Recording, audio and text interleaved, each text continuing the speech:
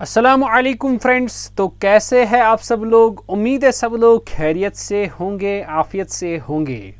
तो आज आपके लिए थ्योरी ऑफ एट्रीब्यूट्स का पार्ट नंबर 4 है आपके सामने, जो कि लास्ट पार्ट होगा। और आपने देखा ही होगा टाइटल से कि हमें आज क्या पढ़ना है। यानी हमने पिछली बार 3 लेक्चर्स में सारे टॉपिक्स डिस्कस किए थे। हमने बोला था थ्योरी ऑफ एट्रीब्यूट में क्या पढ़ा जाता है, किसके बारे में पढ़ा जाता है। फिर हमने बेसिक चीजें बताई थी, नोटेशन क्या है, हम कैसे नोटेशन करते हैं एट्रीब्यूट्स का।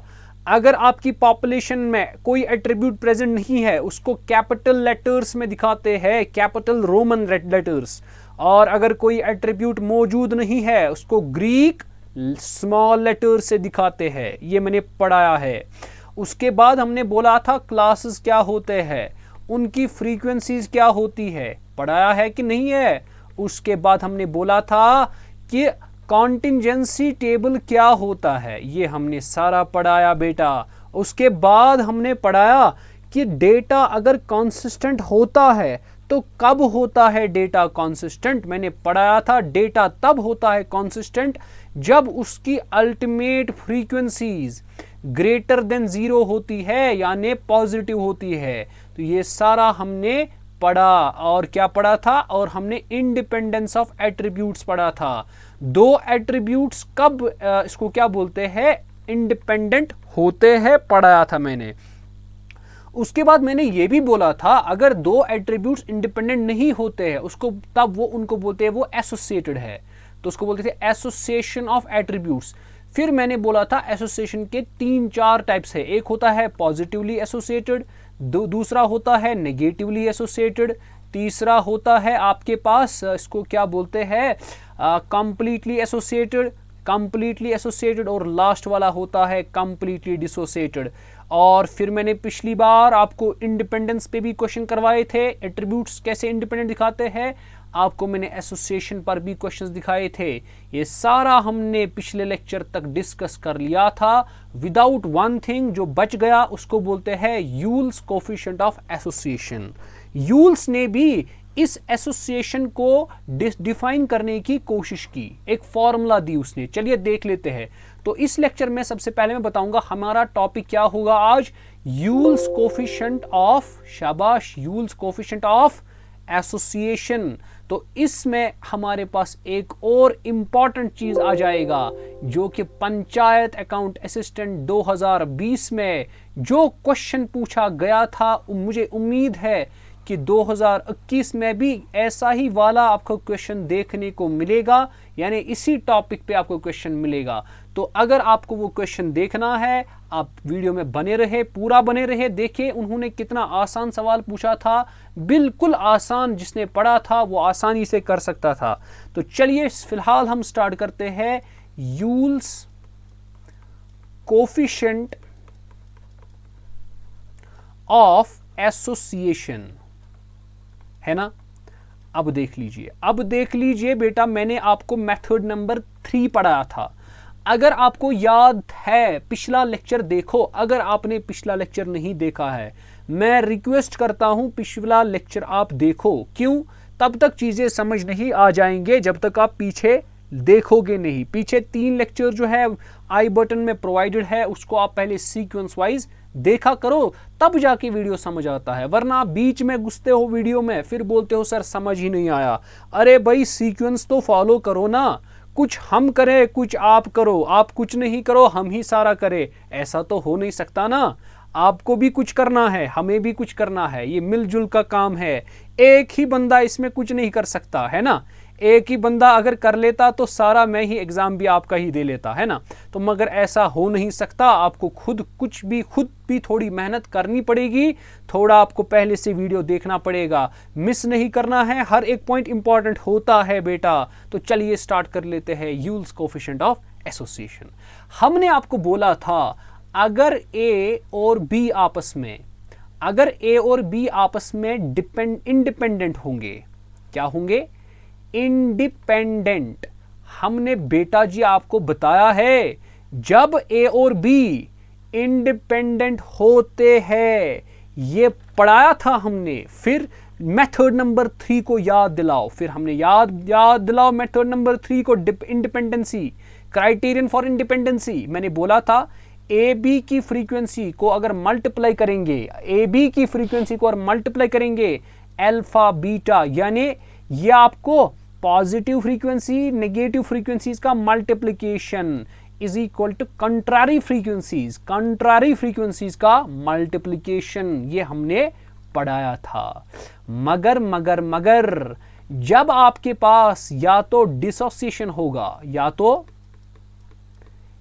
तो डिसोसिएशन होगा, या तो आपके पास एसोसिएशन होगा बेटा between this A and B, तब क्या होता है देख लीजिए। जब आपके पास इनमें एसोसिएशन होता है ना, तब ये जो ए बी होता है मल्टीप्लाइड बाय अल्फा बीटा जो होता है, ये नहीं होता है बराबर ए बीटा, ये मैंने तब भी बोला अल्फा बी के।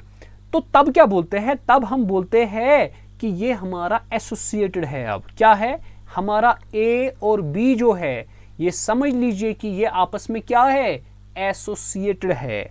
अब इसका मतलब ये हो गया, इसका मतलब सर जी क्या है बता दीजिए। ए बीटा, अगर आपको कोई पूछेगा ए बीटा, हो सकता है वहां पे क्वेश्चन आए, A beta alpha beta, sorry A B, ये ए बी है, A B into alpha beta minus A beta into alpha B, it represents what, या इट मेजर्स व्हाट। आपको याद रखना है इट मेजर्स, अगर इन दोनों का माइनस कर देंगे difference, it measures the amount of association. यानी अगर ए और बी आपस में डिपेंडेंट है, अगर ए और बी आपस में डिपेंडेंट है, अब कितना ए बी पर कितना डिपेंड, बी ए पर कितना डिपेंड, वो किसने बताया, वो यूल्स कोफिशिएंट ऑफ एसोसिएशन ने बताया। और यही वो फैक्टर है, यही वो क्वांटिटी है जो आपको बताएगा कि ए बी पर कितना डिपेंड करता है। तो अगर हम यूल्स कोफिशिएंट ऑफ एसोसिएशन को सारा पढ़ लेंगे तो यूल्स ने कुछ ऐसा बताया, Q इज इक्वल टू, ये है कोफिशिएंट उसका, यही ए बी जो हमने अभी लिखा, A B into alpha beta minus A beta into alpha B whole divided by इसी का ऐड करना है, A B into alpha beta plus A beta into alpha B. Sir ji ये याद रखना मुश्किल है, अरे भाई कोई मसला नहीं, जब तक मैं यहां पर हूं आपको याद करना आसान हो जाएगा। ए बी क्या है, अल्फा बीटा क्या है, इसी को मैं थोड़ा याद करने के लिए बता देता हूं अगर आपको याद नहीं रहती है फॉर्मूला। ए बी और अल्फा बीटा, ए बी और अल्फा बीटा है ना, ये क्या है आपके पास, ये है आपके पास product of positive and negative frequencies. अरे भाई बताओ, कमेंट सेक्शन में बताओ आप एग्री करते हो, क्यों, क्योंकि ए बी आपके पास पॉजिटिव फ्रीक्वेंसी है, अल्फा बीटा आपके पास नेगेटिव फ्रीक्वेंसी है, minus product of contrary frequencies, जिसमें पॉजिटिव भी हो नेगेटिव भी हो, तो ये कॉन्ट्ररी फ्रीक्वेंसीज हो गई है ना।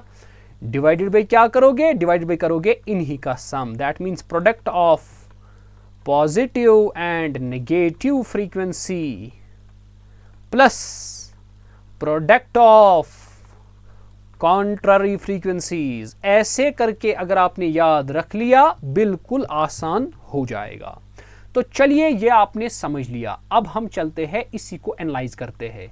तो क्यों किसके बराबर इसने बोला, इसने बोला A B beta multiplied by alpha beta minus A beta multiplied by alpha B whole divided by किसके बराबर रखना है, इसी का sum, that means A beta alpha beta plus A beta, sorry ये ए बी है यहाँ पे, ठीक है, A beta into alpha B.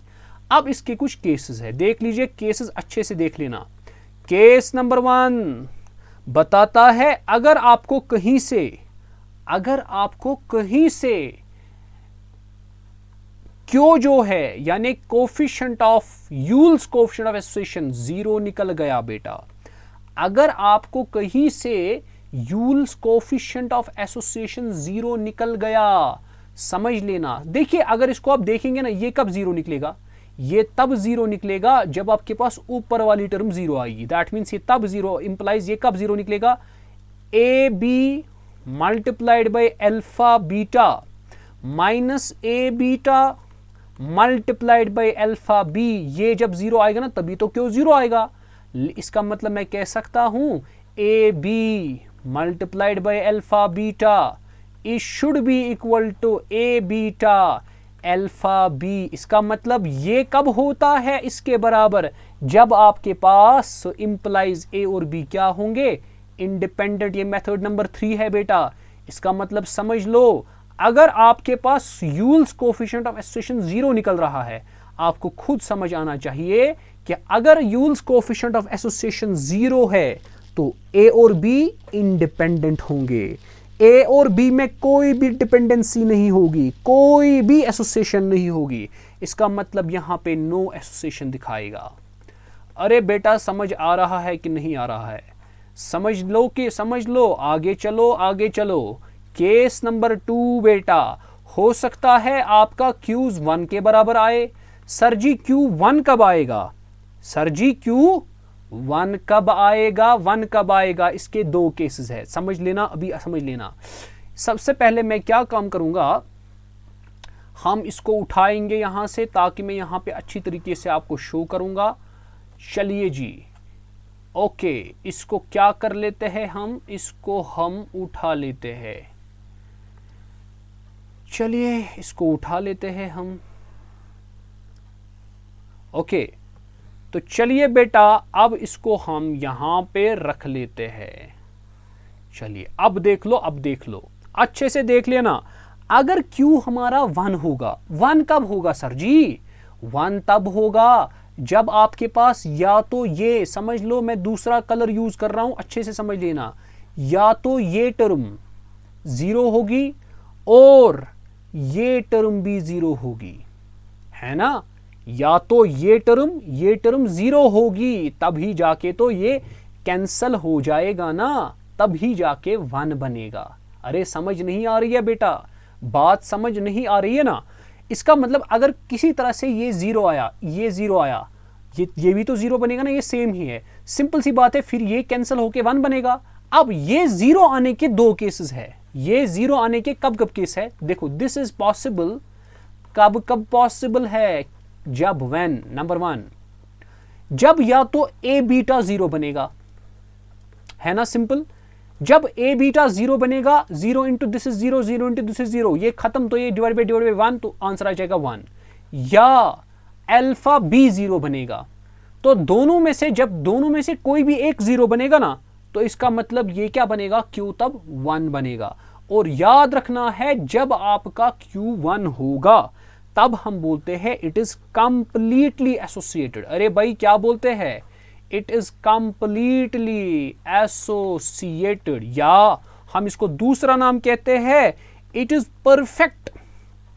Completely होता है जितना एसोसिएट हो सकता था ना, डिपेंड हो सकता था ना दूसरे पे, हर 100% डिपेंड, यानी इसको हम ये भी कह सकते हैं परफेक्ट पॉजिटिव एसोसिएशन। समझ आ रहा है, ये बस एक ही चीज के 2 नाम है। मेहनत कर लो बेटा, समझ आ रहा है कि नहीं ये भी बता दो। अब इसके बाद सर जी अगर Q 0 होगा तो डेटा A और B क्या होगा, इसमें एट्रीब्यूट्स, ये इंडिपेंडेंट होगा। अगर Q 1 होगा तो क्या होगा, कंप्लीटली एसोसिएटेड होगा। अब इसके बाद भी समझ लो केस नंबर 3, सर जी कभी कभार आपका जो केस नंबर 3 है ना, क्यों आपका -1 भी आ जाएगा। अरे भाई वो कब आ जाएगा, वो भी जरा देख लो। इसको यहां पे और लाते हैं, इसको और लाते हैं बेटा जी। अब बताओ, अब बताओ ये कब आएगा -1 के बराबर, ये तब आएगा -1 के बराबर जब ये क्वांटिटी और ये क्वांटिटी 0 आएगी। लेकिन सर जी क्यों, क्योंकि आपके पास तब ये वाला, तब क्या रहेगा, माइनस, अगर ये 0 आएगा दोनों, ये बनेगा -a beta divided by alpha B divided by a beta into alpha B, ये खत्म, तो ये बनेगा -1, सिंपल। क्यों है ना, क्यों है ना इसी के बराबर, तो ये बनेगा यहां से ना माइनस साइन अपनी है, तो -1। इसका मतलब -1 तब निकलेगा जब आपके पास ये क्वांटिटी और ये क्वांटिटी 0 होगी। ये तो सेम ही है, दोनों एक ही जैसी क्वांटिटीज है ना भाई। अब लेकिन सर जी ये कब होंगे बराबर, वो भी मसला है। ये तब होंगे 0 के बराबर, या इसको लिख लो यहां पे, दिस इज पॉसिबल व्हेन, कब पॉसिबल होगा, जब या तो ए बी 0 होगा या तो अल्फा बीटा 0 होगा। इस केस को बोलते हैं कंप्लीटली डिसोसिएटेड। क्या बोलते हैं? कंप्लीटली डिसोसिएटेड, या इसको दूसरा नाम समझ लो, इसको बोलते हैं परफेक्ट नेगेटिव एसोसिएशन। समझ आ गया कि नहीं आ गया? कितने केसेस आ गए? 3 केसेस आ गए। अगला केस भी सुन लो, केस नंबर 4 बता रहा है अगर आपका Q लाई करेगा बिटवीन, ये जो Q है यूल्स कोएफिशिएंट ऑफ एसोसिएशन, ये लाई करेगा बिटवीन 0 to 1।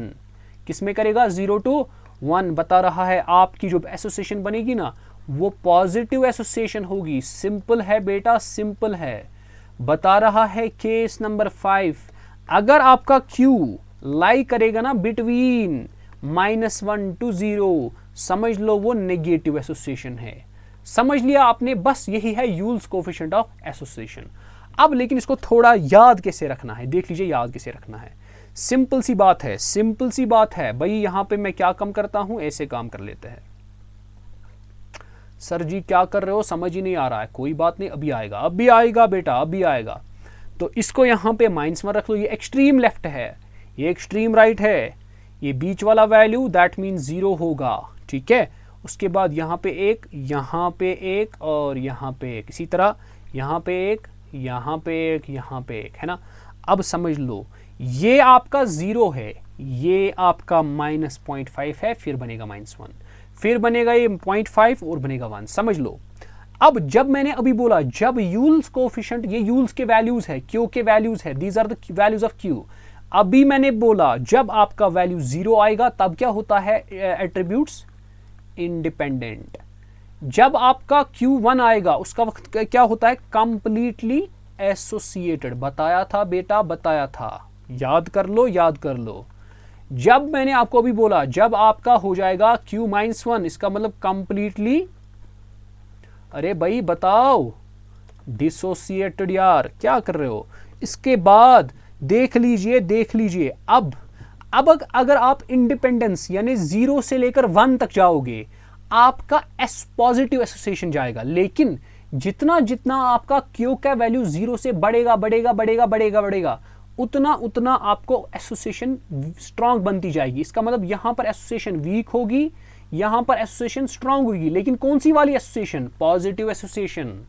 अब समझ लो 0 से, मैंने अभी बोला था -1 से 0 तक वैल्यूज अगर आए वो क्या डिपेक्ट करता है? Negative association. इसका मतलब ये हो गया जितना जितना आप इस नेगेटिव वैल्यू की तरफ जाओगे उतना आपका डिसोसिएशन बढ़ जाएगा, स्ट्रेंथ ऑफ डिसोसिएशन बढ़ जाएगा। इसका मतलब यहां पे वीक होगा स्ट्रेंथ ऑफ डिसोसिएशन, यहां पे आपका स्ट्रांग होगा डिसोसिएशन। तो जितना आप 0 से दूर चले जाओगे टुवर्ड्स -1 उतना आपकी डिसोसिएशन स्ट्रांग बनेगी। तो ये है आपके पास यूल्स कोएफिशिएंट ऑफ एसोसिएशन। अब आपके सामने मैं एक दो क्वेश्चंस रखूंगा जिसमें पंचायत का भी क्वेश्चन सॉल्व हो जाएगा। तो आपके सामने ये क्वेश्चन है, find if A and B are independent. हमें बताना है क्या A और B इंडिपेंडेंट है, पॉजिटिवली एसोसिएटेड है या नेगेटिवली एसोसिएटेड है। किस डेटा में? ठीक है, वो देखेंगे, डेटा देकर है। डेटा क्या है? n है 1000। अरे भाई A किसके बराबर है? A है बराबर 470, B बराबर है 620। जब मैं B बोलता हूं ना that means it means frequency, क्योंकि फ्रीक्वेंसी को ही ब्रैकेट में रखा जाता है। तो ए बी किसके बराबर? 320। सिंपल सा क्वेश्चन है, मैंने दिखाया है, पिछली बार भी दिखाया, एक बार और समझ लो। सर जी कैसे करेंगे? देख लीजिए, ए बी किसके बराबर है? सर जी 320। समझ आ गया?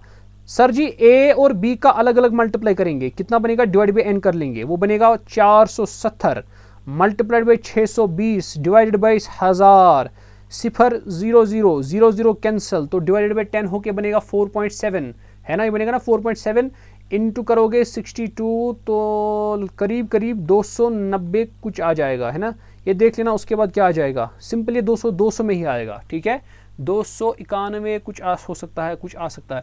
अच्छा जी, अब बताओ सीधे, ये जो ए बी है ये सिंपल है, greater than A B divided by N, तो इसका मतलब कौन सी एसोसिएशन, पॉजिटिवली एसोसिएटेड। इसका मतलब ए और बी आपस में पॉजिटिवली एसोसिएटेड है। अब कुछ क्वेश्चंस आपके लिए भी, अब आपका वैल्यू में चेंज कर लेता हूं, ए रख लेते हैं 30, बी रख लेते हैं लेट अस सपोज आपका बी जो है बेटा वो मैं रख लेता हूं लेट सपोज 80, और आपका ए बी जो है वो रख लेते हैं 612, और एन रख लेते हैं आपका 120, ठीक है।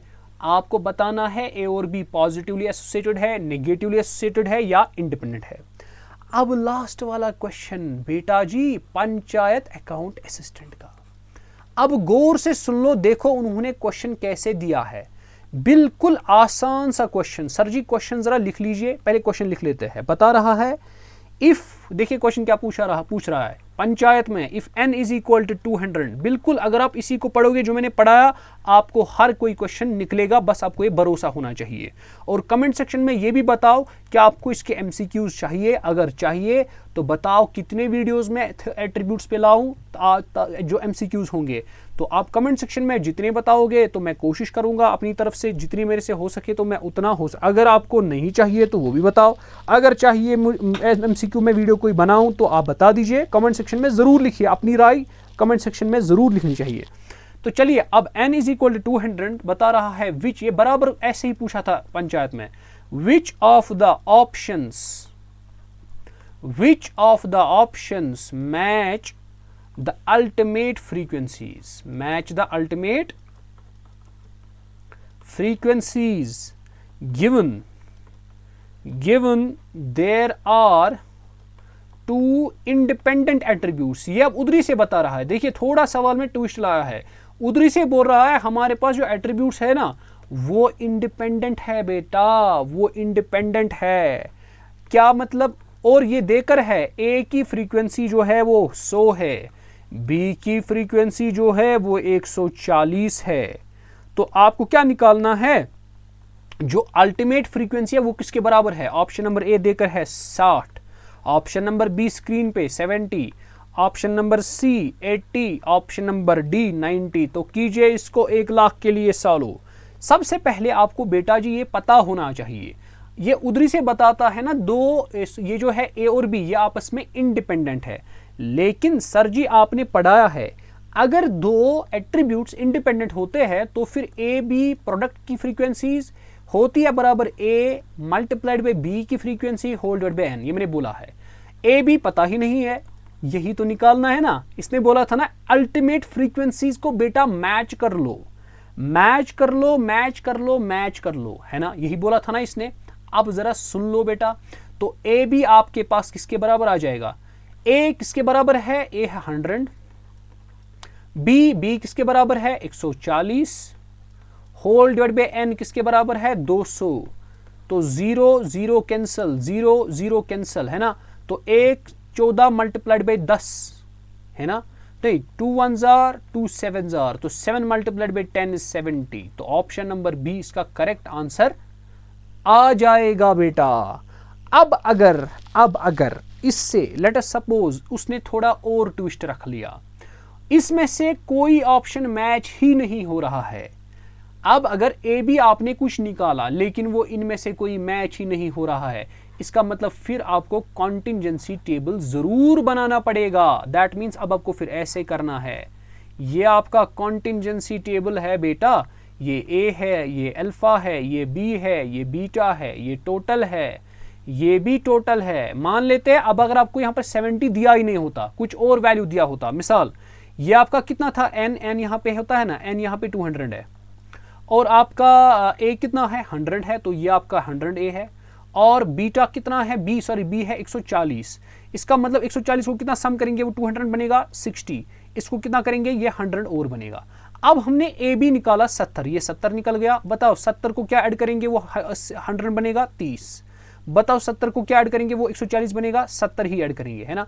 अब 30 को क्या ऐड करेंगे वो 60 बन जाएगा। 30 को क्या ऐड करेंगे बेटा जी, वो 60 बन जाएगा, वो 30 ही कर लेंगे। इसका मतलब अगर हो सकता है यहां पर इनमें से 70 इसने खाया होता, 70 के बदले 30 लिखा होता तो फिर इसका 30 भी ऑप्शन हो सकता था। समझ आ रही है क्यों अल्टीमेट फ्रीक्वेंसीज में 30 भी इसका आंसर आ रहा है। अरे भाई थोड़ा थोड़ा दिमाग लगाओ, थोड़ा दिमाग लगाओ। जब दिमाग लगाओगे थोड़ा बहुत, आप थोड़ा जहन खुला रखो।